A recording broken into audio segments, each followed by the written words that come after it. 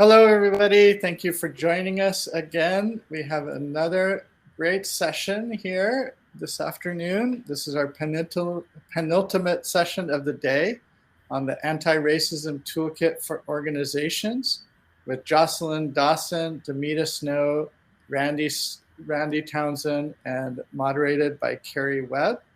I want to remind people we will take questions for this. Please put them in the Q&A, which you can see the interact button at the bottom of your screen. We also have a separate audience chat. And I'd like to introduce Interim Dean of the College of Professional Studies, Melissa Foyer, and she is going to say a few words of welcome. Hi, everybody. Welcome. It's so great to sort of see everybody. I've been at CPS now, College of Professional Studies, which is the college that houses the publishing program, for 11 years. This is my second year as the interim dean of the college, and I've had the working very closely with the publishing program all of that time as the career services director, as the assistant dean of students, and now as the interim dean, watching this program grow, getting to work with an unbelievable quality and caliber of students, working with potential and actual employers, working with an amazing group of alums. This is just such a delight to be a part of. I also have very fond memories that I was sharing a couple minutes ago of this conference when it was in person, which hopefully it will be again soon.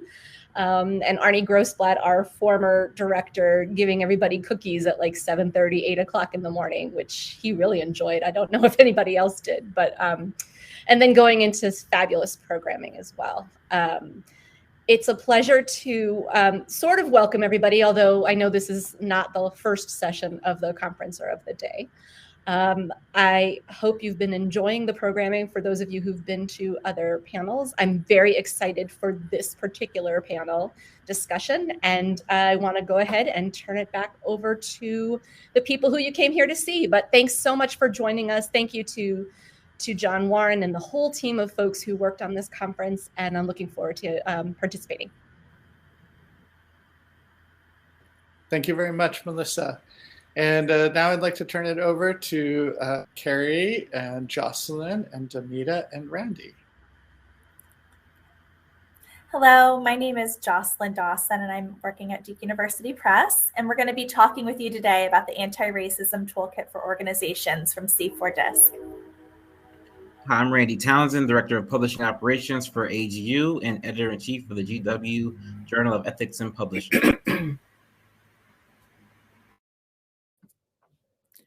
Oh, I'll go next. I'm Kerry Webb. I'll be moderating, and I'm Senior Acquisitions Editor at the University of Texas Press. Hello, everyone. My name is Damita Snow, and I work at the American Society of Civil Engineers. Thank you for joining us today. Our project provides tools that can be used to create an anti-racist framework for scholarly publishing. We also believe that these tools are useful to librarians, researchers, peer reviewers, and others working throughout the scholarly communications environment. The Toolkits for Equity project includes 3 toolkits, one for allies, one for Black, Indigenous, and people of color, and one for organizations, which we will be talking about today. This project is part of the Toolkits for Equity, an initiative of C4Disc, the Coalition for Diversity and Inclusion in Scholarly Communications. Over 50 volunteers, writers, readers, copy editors, illustrators had a hand in this project. One of the most positive results has been the relationships that formed among our group of volunteers. This toolkit is a result of their hard work, expertise, level of engagement, and commitment to the mission behind the project. Volunteers from large commercial publishers connected with those at small university presses and scholarly societies. The Antiracism Toolkit for Organizations launched in August of this year. We are beyond pleased to have partnered with the George Washington University Masters in Publishing program for some of the editing of this toolkit. We also partnered with PubHub, an open source publishing platform for large and small communities. A resources guide is also included and is intended as a starting point for exploring the information available in many industries and disciplines. Also included are examples of programs and activities developed and implemented by various publishing organizations. It is not a comprehensive list of tools and tips, but our goal is to provide inspiration and guidance to anyone working on DEI and anti-racist initiatives. We will be posting questions for you. Feel free to respond and to post questions for us. There will be a live Q&A at the conclusion of this presentation. Next slide, please. I want to share a few numbers that show the disparities that we are trying to address for perspective. The 2020 Publishers Association survey found that only 13% of publishing staff in the UK are Black, Asian, or minority ethnic, despite being 15.3% of the UK population. A 2019 survey by Lee and Low Books showed the publishing workforce in the US to be 76% white, again, showing a shortfall relative to the ethnicities in the US society. The 2018 Workforce Equity Project found the unfair trend. Black females with a postgraduate degrees have less chances of a senior position in the industry compared to white males with no tertiary level qualifications.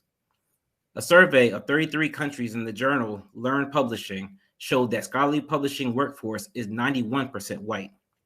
We think this is primarily for three reasons. One, personal networks, which tend to be overwhelmingly racially homogenous.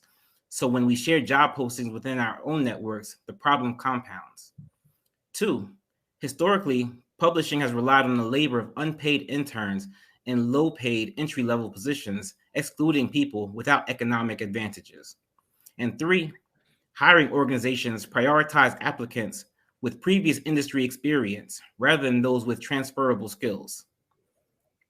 Next slide, please.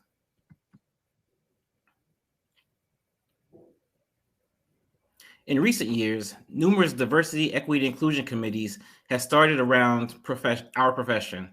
Our project started out with the belief that the work in these committees could get a kickstart if we provide tools and training materials. We also want to reframe the discussion. A lot of previous efforts have not addressed the root of the problem, the role of white supremacy in our workplace culture. We thought it was crucial to bring an explicitly anti-racist framework to the discussion to explicitly name white supremacy and to talk frankly about the work that white people in our industry need to do to change the workplace culture. Our toolkits are based on anti-racism work by the Racial Equity Institute and Allies for Change. The toolkit is intended primarily for publishing organizations in countries with a history of colonialism and settler colonialism, and with legacies of white supremacy, slavery, and indigenous erasure. We hope that some of its contents will be useful to readers around the globe, and that the toolkit will help equip all publishers to become better partners to readers, authors, reviewers, librarians, and the worldwide community of our scholars. Our Creative Commons license allows the toolkit to be adapted by anyone. Next slide, please.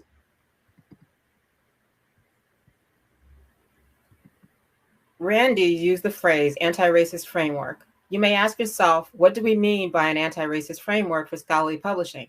Per Dr. Kendi's definition, an anti-racist is, one who is supporting an anti-racist policy through their actions or expressing an anti-racist idea. One who is expressing the idea that racial groups are equals and none needs developing, and is supporting policy that reduces racial inequity. An anti-racist actively works to challenge white supremacy and dismantle racial inequities. And this is what we want to see happen in scholarly publishing. Next slide, please. An organization that is actively anti-racist has policies and practices in place that address systemic inequities. Diversity, equity, and inclusion, DEI, efforts, which typically emphasize diversity, can be a means to an anti-racist end, but often do not go far enough. In the scholarly publishing workplace, DEI initiatives may include optional trainings for staff and monthly book discussions.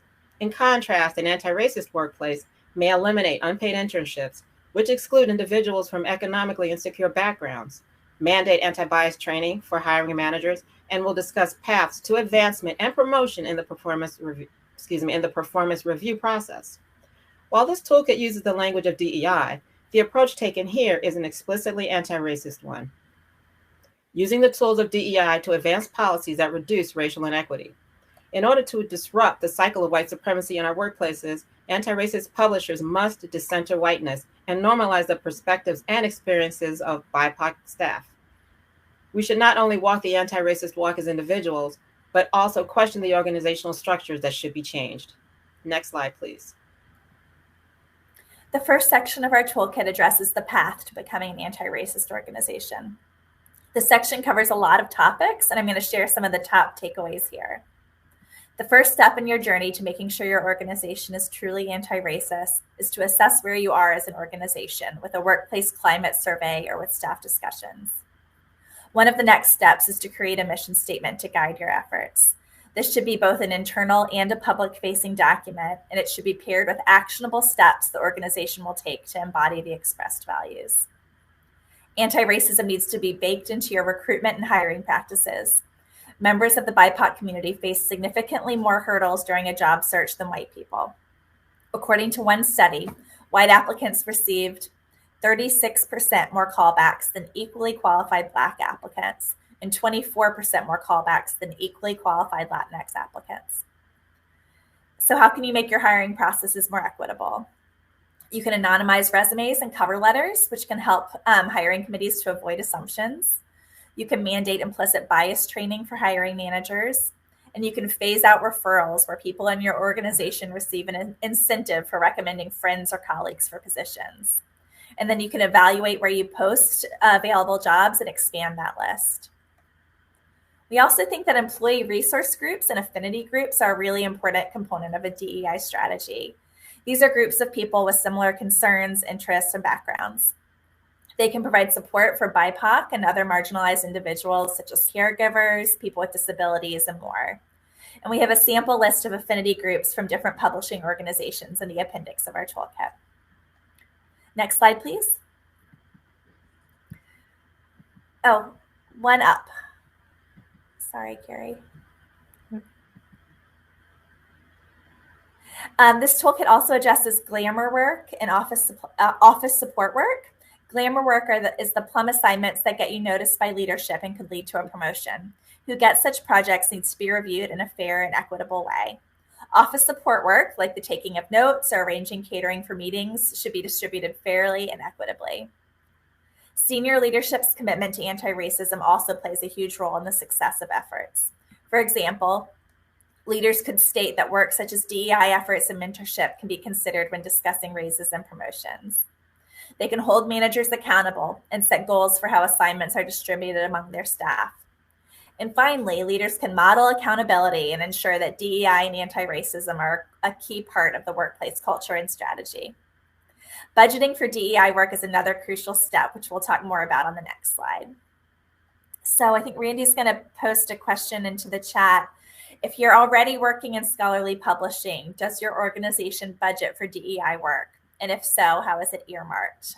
Is it for training, catering, et cetera? Okay, next slide, please. So what should be included in your DEI budget? There could be funds for training programs. We include a list of training organizations that we know center racial equity in our appendix. It could include funds to support mentorship programs so that folks could go out for coffee, et cetera. It could even include a salary for a chief diversity officer or money for a DEI consultant. And it could also include funds to address pay gap disparities. You can also budget a set number of staff hours to advancing your organization's DEI goals. For example, at my employer, staff can use 4 hours per month for DEI efforts. But we know that many of you are from small publishers, and we want to share some steps that you can take that require little or no cost to implement. In this toolkit, we share some ideas from Jennifer Kim. I think Damita's going to put a link in the chat there, or maybe John, of Jennifer Kim's article. So you can update job descriptions with inclusive language. You can audit your organization's job descriptions for exclusionary language. API style includes a comprehensive guide for bias-free language. Microsoft Office has a tool for checking inclusive language. And you could also consider including a statement that invites people from marginalized groups to apply for your jobs. You can make note of multicultural holidays on staff calendars. This is an easy 1 to 2 minute thing that you can do in Microsoft Outlook. There are settings that allow you to add holidays for specific countries and religions. And then, of course, you can look for free training courses. There's many, many free training resources out there. You can look at TED Talks or programs like Coursera for options. Hollaback is a group that we really love. They have free bystander intervention webinars as well as paid services. Next slide. Over to Randy.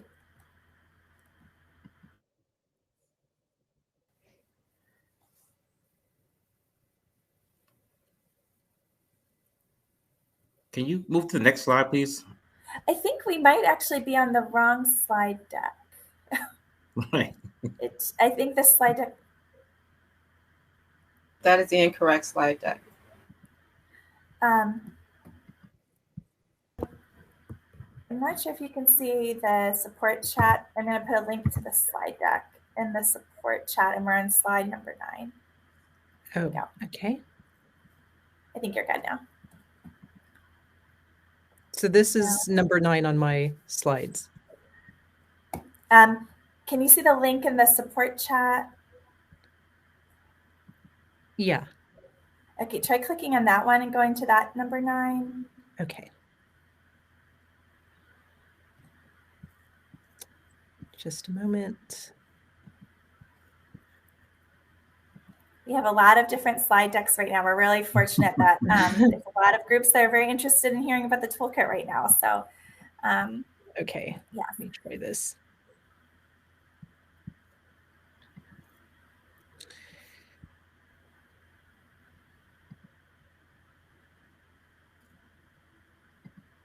I know you don't want to miss the really cool slides that Randy put together. Sorry, guys. Oh, no problem. Not a problem. Not a problem at all. And I know since that last presentation went right into this one, maybe everyone needs a bio break anyway. Okay, can you see the slides now? No. Not yet.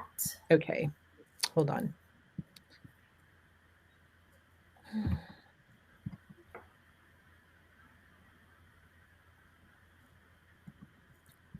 Just a moment.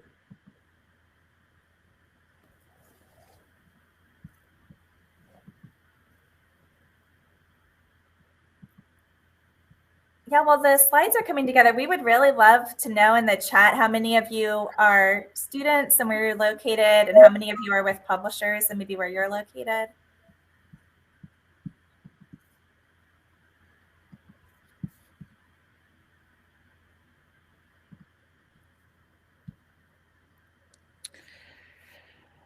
Okay, sorry. I'm going to need a little help here. Okay, yeah, no problem. And I might be able to help you out, Kerry.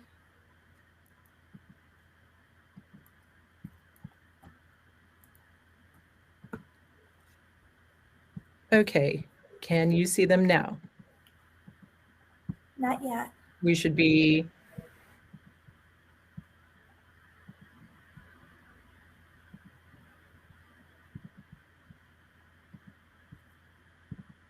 Okay, can you see them now? Not yet. Shoot.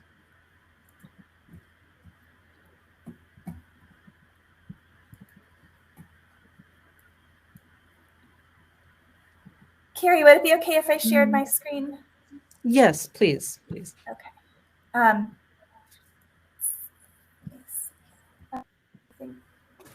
Can folks see this? Or are we also having a problem with mine? I don't see.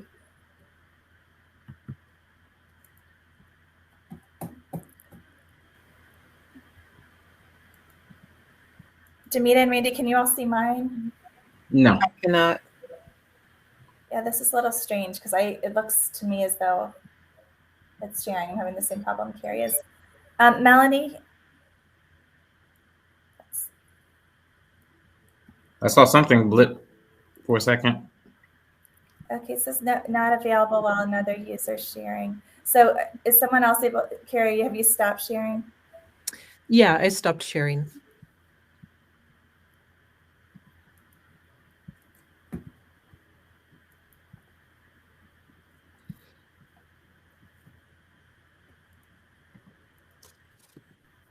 Okay. And then we're just going to go back a couple.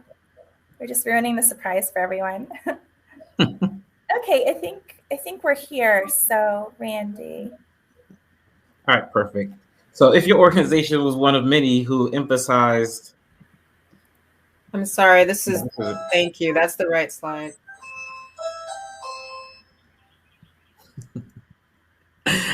If your organization was one of the many who emphasized or re-emphasized their commitment to anti-racism or inclusion and diversity following the murder of George Floyd and the global uprising, their message would have been approved from the very top. Even if you are part of an organization that made no commitments, there will be people who want to do the right thing and have already tried. The first step is to connect with those people to understand that DE&I and anti-racism work is ongoing. What are their priorities? What are the major challenges? And what have been the main successes? What have been the biggest failures? This will enable you to spend your time and focus the time of your wider network more effectively to enact tangible change. Focus on what you can measure, but don't let an inability to measure stop you from doing the right thing. Next slide, please. Many organizations are embracing mentorship and sponsorship as a way to support the job growth for BIPOC employees. Mentoring programs raise BIPOC representation in management from 9% to 24%, according to a study from Cornell University School of Industrial and Labor Relations. The study also found that mentoring programs dramatically improved promotion and retention rates for BIPOC and women from 15% to 35% compared to non-mentored employees. Having more than one mentor will only improve an employee's chances of success. Where one mentor can be limiting, a diversity of thought, perspectives, skills, and social connections will improve the richness of the feedback available through mentoring. Mentors can be individuals internal or external to the company. In the toolkit, we highlight mentorship programs available through publishing associations and societies, such as the Association of University Presses and Society of Scholarly Publishing. Just as it's helpful to have a range of people to make up your mentorship teams, it's worth considering having different roles represented. I will go over a few of these: the ally and the sponsor. An ally, who can be a colleague at any level, uses their sphere of influence to amplify the voices of those who do not have the authority or support to make themselves seen or heard. Being an ally is about expanding your circle to those who would normally not have access. Allyship is not a role that can be claimed by the person advocating for others. According to the training organization Allies for Change, people who are targets of oppression determine who their allies are. A sponsor is someone with privilege or authority who can advocate for someone in their organization to be promoted or have access to high-profile work. Being someone's sponsor means you amplify their name, and you make their contributions and abilities known, and you use your privilege to make sure that the person is acknowledged in conversation that will lead them to being promoted. Many advocates for sponsorship warn that formal mentorship programs can inadvertently imply that BIPOC team members are deficient in the skills necessary to advance. Proponents of sponsorship highlight instead that many BIPOC team members already have the experience and skill set to be promoted. What they're missing is visibility. The sponsor can make sure the person isn't being overlooked. The perfect scenario for many BIPOC individuals is to have both a sponsor and a mentor. An external mentor and an internal sponsor may provide the best of both worlds. Jocelyn will post a question in the chat. Do you have a mentor, or have you served as a mentor? Next slide, please. So what does it look like in a practical sense? What do you do when you're at a boardroom table or on a Zoom call and you start hearing these microaggressions?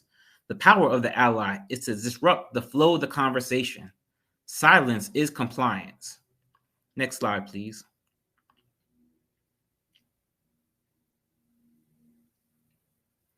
Here are a few. There you go.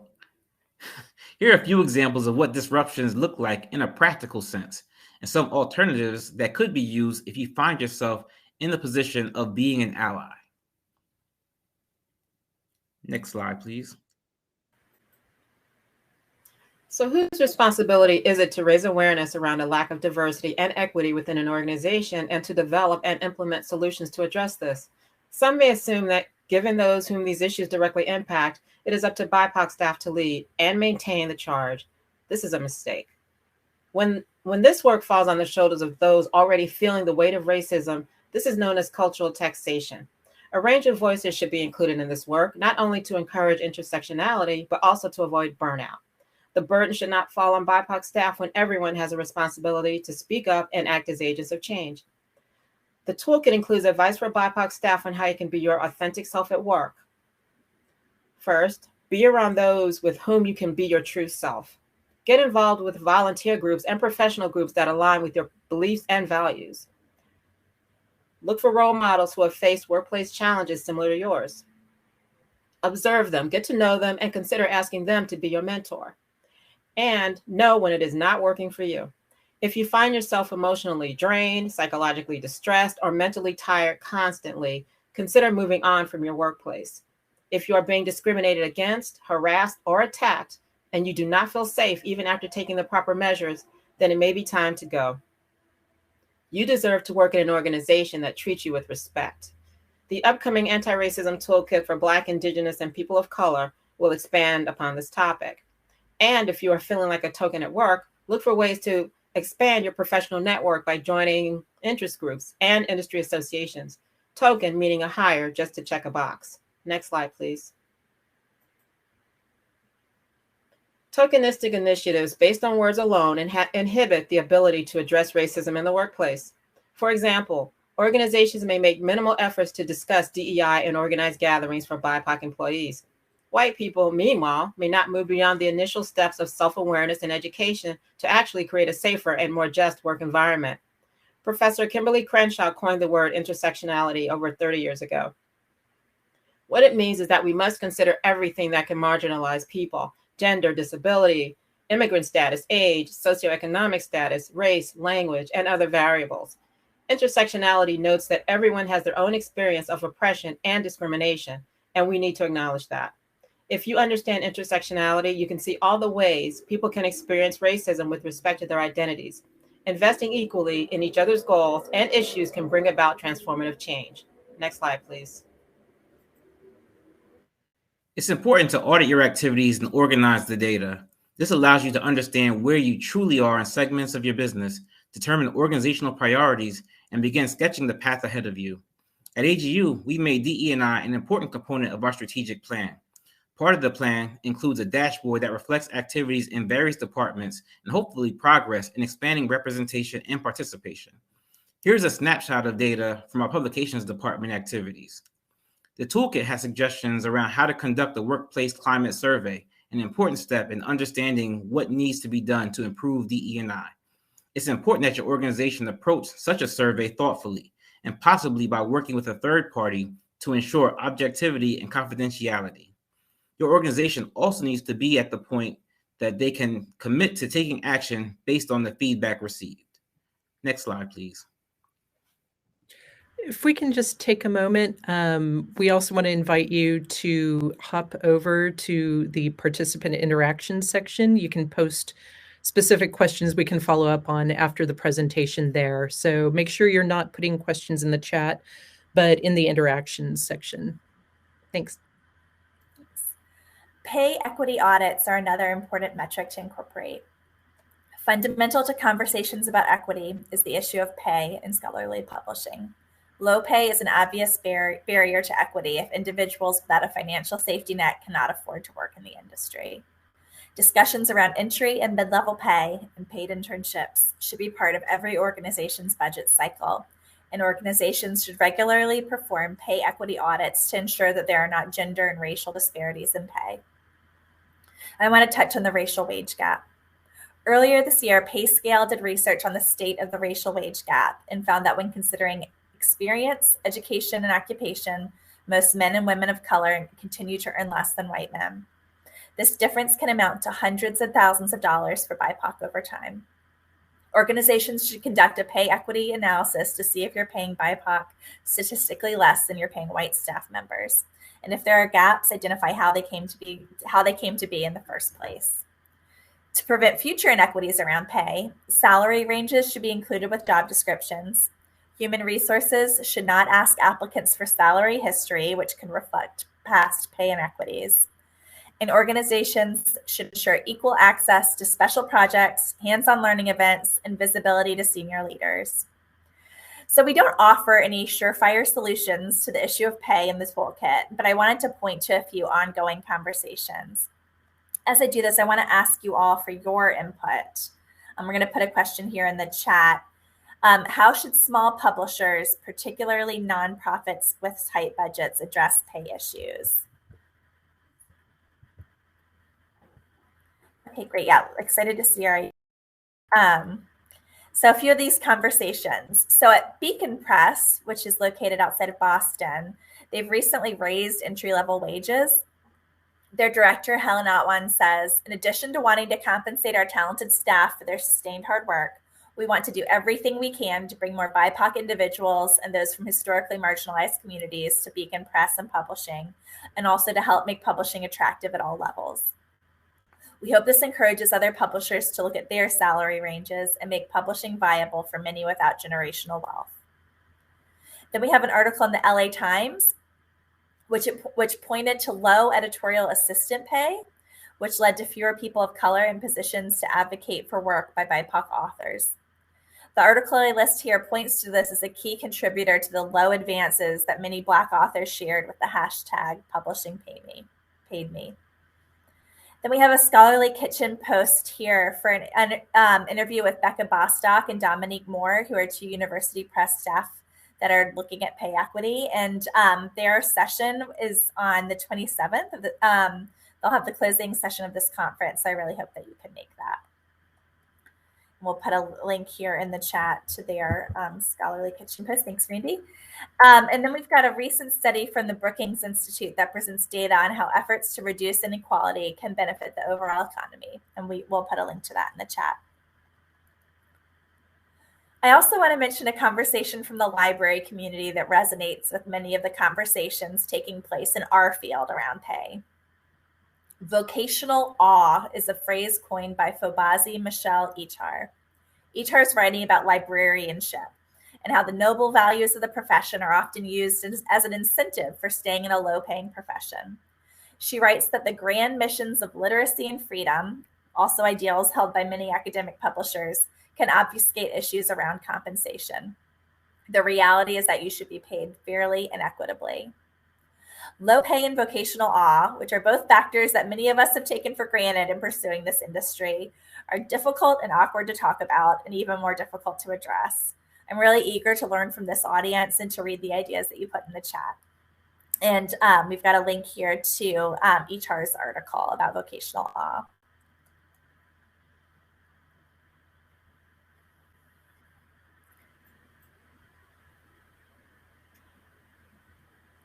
There's a phrase that I like to use often. It's called stumbling forward. Do not let mistakes keep you from moving forward. They're going to happen and happen often in the DEI space. Fall, stumble, learn, and keep moving forward. Writer Deborah Grayson Regal suggests 3 steps to take when you make a mistake. First, take responsibility. Say, I was wrong. Don't say mistakes were made or anything similar that minimizes your personal responsibility. Explain, but do not make excuses. Do not interrupt. Apologize. 2, address what you need to do right now. Taking responsibility is critical, as is taking action. Be open to feedback about what you are doing. Over-communicate your plans. And 3, share what you will do differently next time. Being wrong is messy. Being wrong without self-reflection is irresponsible. Tell those impacted by your mistakes what you've learned and what you're going to do differently in the future. Ask for help when you need it, and ask others to give you frequent feedback. When necessary, apply these steps to a public statement and make sure it is shared to the appropriate channels. Share it on your website, social media, or wherever relevant. Next slide, please. One of the most rewarding results of this Toolkits project has been seeing other groups use it as a starting point. We are very pleased that the upcoming guides from C4Disc will address disabilities and inclusive language and images, in addition to the upcoming Antiracism Toolkit for Black, Indigenous, and people of color. We believe that the practical steps needed to transform our publishing practices and address the many inequities created by systemic racism and bias for our readers and researchers need their own guides. In short, this information will be useful for publishers implementing or preparing to implement organizational change but it is only a small contribution to the groundwork that is needed to truly transform the scholarly communications environment. Jocelyn is going to post a question in the chat, and the question is, what guides or toolkits would you like to see created? Next slide, please.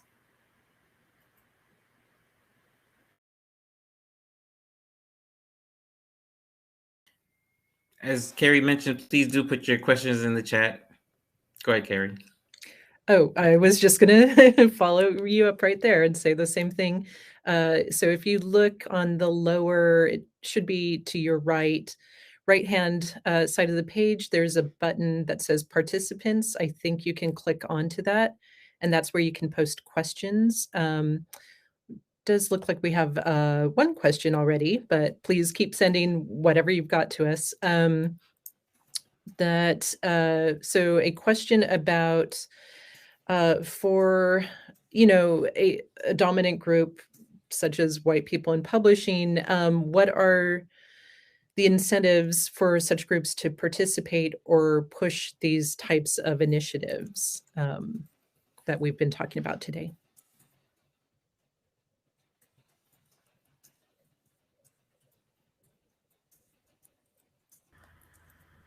So I'll just, in terms of having a diverse organization, I guess is yes.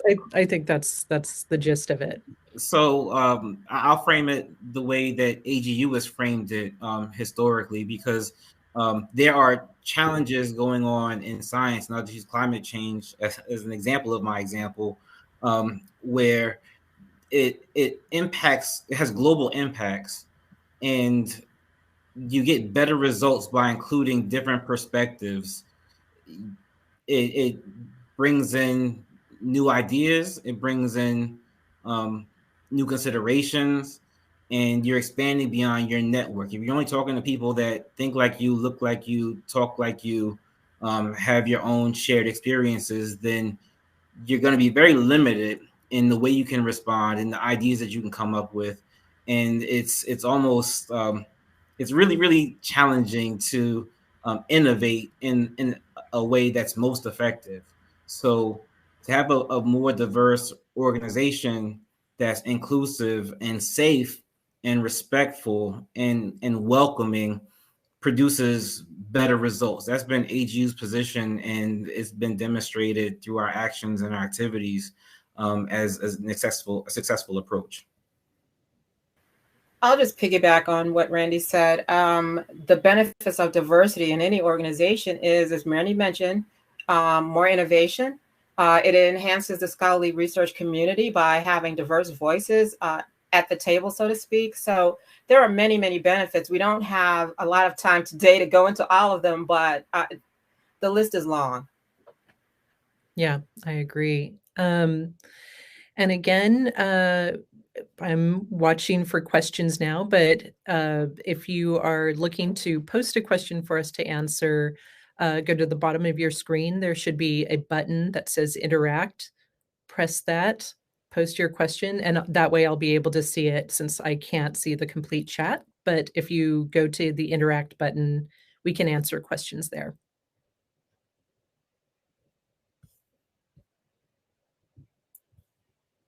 So I'm not entirely sure if a lot of questions are flowing into the chat instead of the interaction section, but if there are questions there, we can see.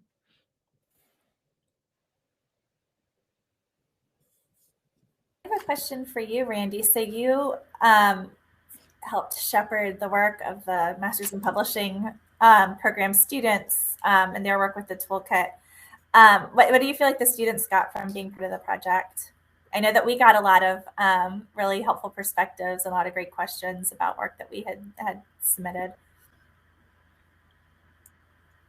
Really interesting, because a lot of them were unfamiliar with this kind of work in general. So the exposure to the content and then an understanding of the amount of voices that were contributing, they were able to pick up when one person's contribution changed to a different person's contribution because the flow was a little bit inconsistent. So that demonstrated the magnitude of how many volunteers contributed. and just how important those contributions were to this resource. So there are multiple steps. One, it was just the sheer realization, like the first time you stand in front of a skyscraper, you look up and see how big it is. Like, wow, this is bigger than I thought. I saw pictures, but I had no idea it was like this. And then to really challenge or question the way things were worded, put themselves in the position of the writers, the authors, the people that are impacted by racist activities, right? Allowed them to think outside of themselves and make contributions. And I think overall, really feeling proud to contribute to the resource overall. It was fun to watch. It was exciting to hear their comments. And it was actually really, for me, optimistic. I felt really reassured that these students understood the importance of the resource and saw how it can be applied. You should. I remember some of the questions they had. They had very probing questions, and some of the questions made us rethink some of the things that we were doing. It was a great experience for them, and it was also a great experience for me to see the folks coming into the publishing sphere. I think one thing I really appreciated from the presentation too is that, acknowledging that the size of the press may mean some readjustments to how you go about doing this work, but that certainly doesn't mean that it's completely out of reach. I say this as someone who, has worked at some very small university presses, or smaller than the one I'm currently at. And as you were all talking about this, I was thinking back to those places and, well, how would we do this work? We don't all have the same kinds of budgets necessarily, or the same, ability to take on certain workloads time-wise. But I think, hearing some of these different examples of ways you can modify, but still apply a lot of this material to your particular workspace is really important. Anticipate it. I mean, some small society publishers may have 4 staff that in regular times are in a very small office together. And so, what does it mean especially if they're all white, to do this work? And I think that so much of it has to do with, and we get at this in our Toolkit for Allies, but really doing the work internally as a white person so that when an opportunity comes up, so say they have someone leave and they're looking at hiring, or maybe they're looking at their publishing practices, but then starting to apply like an anti-racist lens over everything. So over the freelancers they're working with, how they conduct their peer review. We have some folks thinking about diversifying editorial boards. So yes, I do think even if you are in a very small organization, I think that there is a lot that you can do, even if you don't feel like you have the ability to transform your workplace culture. I think those were some of the more fun conversations, the ones that were like, we get what you're talking about. We believe in diversity, but there's only 4 of us here. And if what you're saying is one of the 4 has to go in order for us to be diverse, and it's like, that's not exactly what we're saying. There's options, and challenging, what they saw as their limitations, and a lot of times produce some, like you said, who are your vendors, who are you partnering with, what are your boards looking like, what are your contributors looking like, and are you making sure you're getting maximizing the participation in your approach. So I really enjoyed those conversations. Yeah, and I think, again, distinguishing between diversity versus anti-racist work, these kind of key points that we need to make sure are sort of clear about what the differences are here. It's certainly not a matter of just simply hiring people and then you've done the work and have moved on. And like Jocelyn said, I do think that's one of the great things about the Allies Toolkit coming out first, is that is sort of starting from the internal place, right? Of doing the internal work on ourselves, as opposed to, and then how that works outwards from there. And I know we need to wrap up, but if anyone has closing thoughts really quick, looks like there are no more questions. So happy to have any of you weigh in.